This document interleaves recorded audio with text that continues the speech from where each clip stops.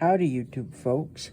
I thought I would bring you an update video, and for those of you who have seen the video about my grandfather's Biscayne, I don't know if I mentioned it before, but sadly the car did get junked years ago according to what the psychic told me, which, like I said, I'm led to believe because of all the things she said. But anyways, if you remember that video and you remember the paint scheme of that car in the photos, I bought this, and originally it's supposed to say Red's Orchard, and it's actually supposed to be like that one on that box, even though it's upside down. I just don't feel like getting up right now. But it's a Revell model, and I've decided to do this in the paint scheme of that car. And I don't know yet if I'm going to put those letters on it or if I'm going to do something different. Like, maybe if I come up with a name for my farm operation that I'm going to be starting, that I do that. I do not have any lacquer thinner, which I probably should have, but I'm going to see how this goes. First coat testing without it, because sadly the hobby store did not have it. But, we'll see how this goes. I'm probably doing this wrong because it's been a long time since I have done models, so don't take any full-on advice from me. I'm using a can, as you can see, Fancy Feast. Not sponsored. That's what my cat eats. That and 9 Lives and whatever else I can get her.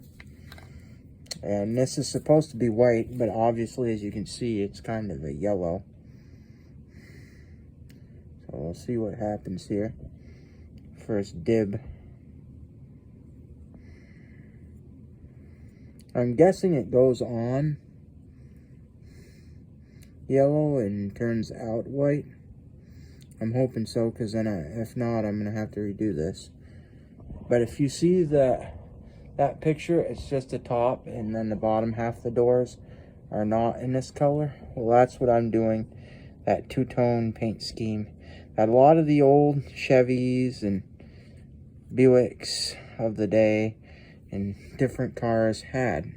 I believe the Ford Fairlane of the 50s also had that kind of two-tone design, so that's what we're trying to go for here, is a two-tone.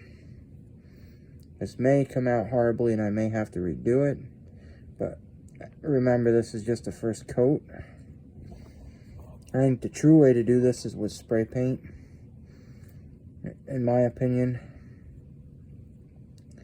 But I don't have a little airbrush gun or spray paint, so it should be interesting to see how this thing turns out. And it's probably going to have a few brush marks, because like I said, this has been a while since I've actually done any physical. And what will probably happen is I'll probably sand this off and do another, kind of like a light wet buff sand, and do another. I'm also doing the same scheme on the bedside. The interior, I'm not too, of the cab, I'm not too concerned if a little bit of the white gets over the black, because I haven't decided what the interior is going to be, but I've got it pretty well wrapped for the most part about how I'm. And I was debating whether I do these drip rails and like a silver, because I got silver. And to be honest, I'm not really thrilled about this white. So I don't know if it's staying on, because that looks like not so good. And I wish I just kept the plastic color. But I'm hoping when this dries, it turns into a better white. We will see. I thought I would show you as I'm painting it. And then finalization. We're not going to get the bottom half done yet because of, but we will try our best to get everything on this. And this should be interesting.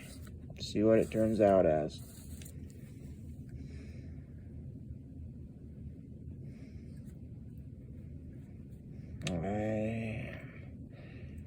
decided to pause the TV of the program I am watching for this. And for those of you, even if you weren't born or weren't around in the 80s because you weren't born yet, and have heard the story like myself about the famous 80s serial killer Richard Ramirez, who thought he was a second born of Satan, basically. Yeah.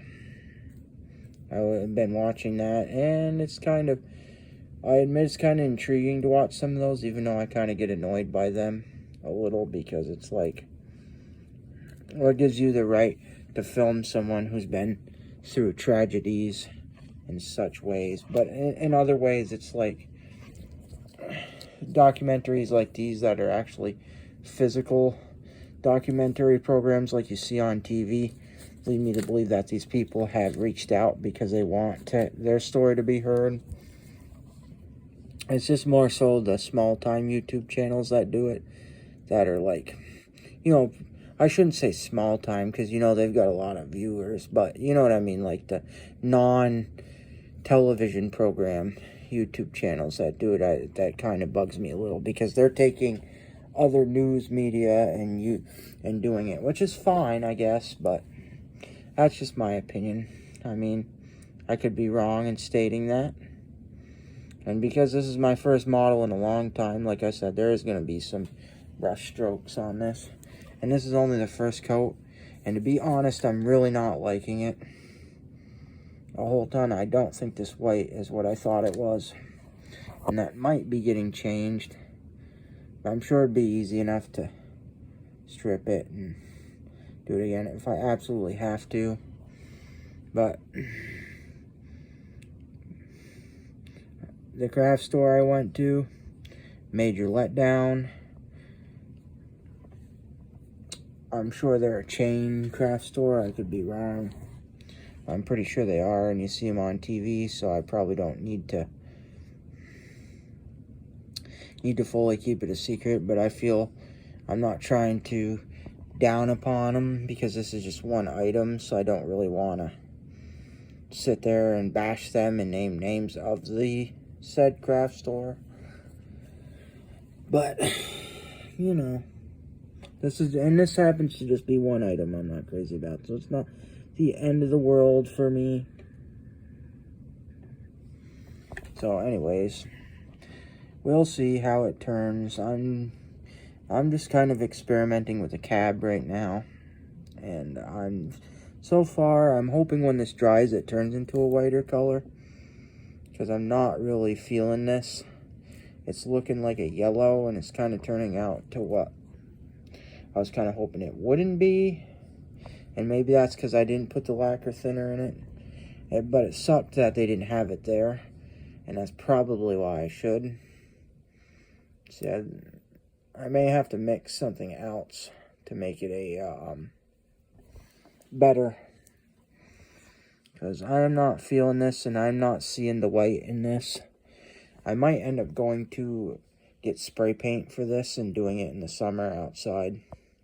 Because I found that spray paint just works better. Yes, regular paint like this can be good for pinstriping and stuff, but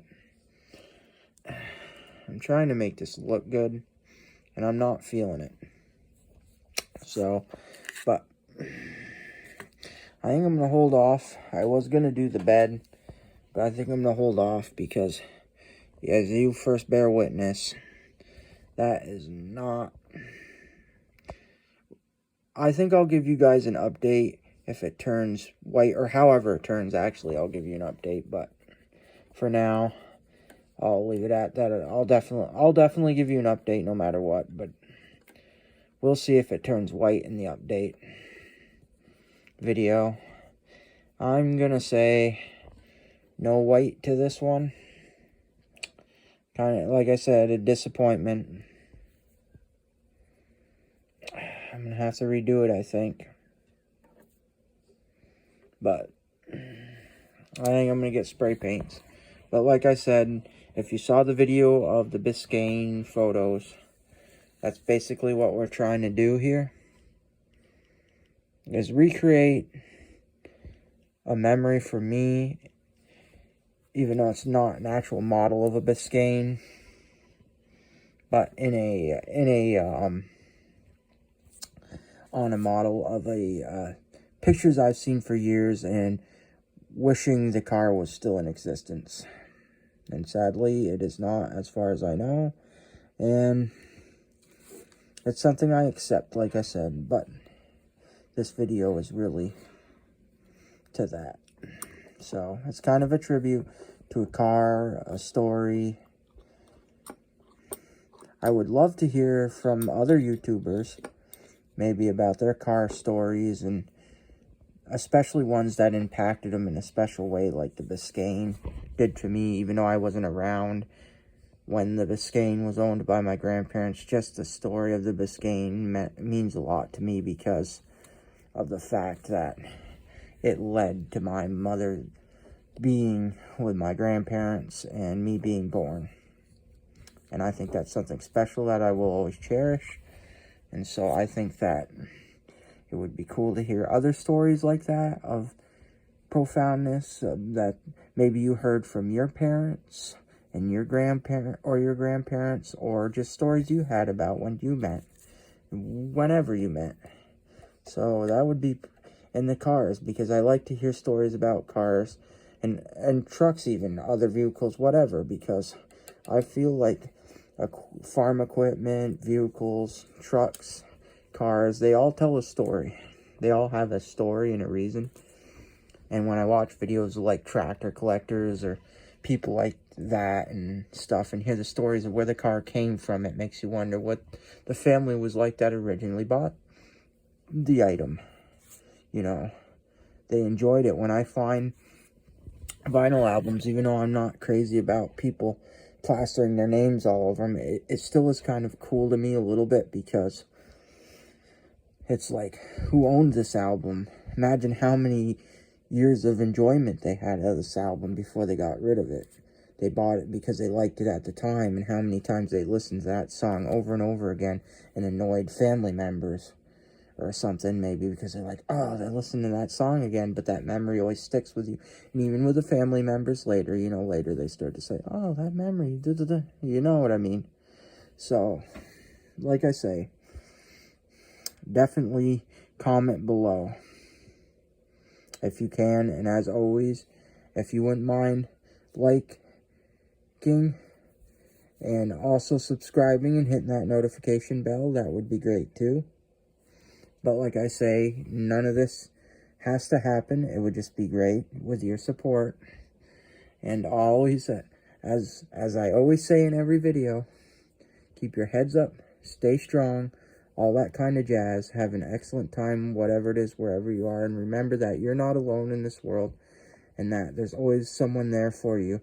And if you ever need to talk to me, feel free to message me on Instagram or Twitter, my accounts that I have, and I will try to get back to you as much as I can. And I am here for you if you ever want to talk, however you want to talk, whatever you want to say, and it won't go anywhere. I just want to clarify that, because I like to be there for people. Anything you need to share, stories, anything, feel free. And like I said, it won't go anywhere. So as always, thank you so much, YouTube folks. Have sunshine, unicorns, and rainbows, and I will see you later.